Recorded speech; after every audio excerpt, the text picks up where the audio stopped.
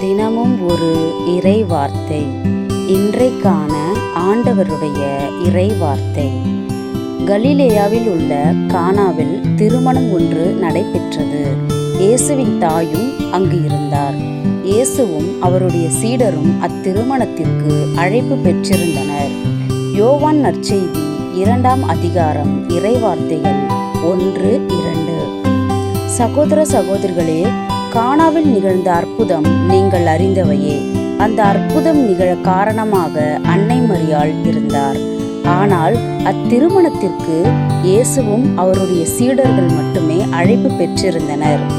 ஆனால் அன்னை மரியாள் அழைப்பு பெற்றதாக கூறப்படவில்லை. ஆனால் அத்திருமணத்தில் வரப்போகும் பிரச்சனையை முன்னரே அறிந்து கொண்ட அன்னை மரியாள் அங்கு இருந்தார். அதுபோல உங்கள் வாழ்வின் அனைத்து பிரச்சனைகளிலும் அன்னை மரியாள் அழைக்காமலே வந்து உங்களுக்காக துணையாக இருந்து இறைவனிடம் வேண்டுவார்.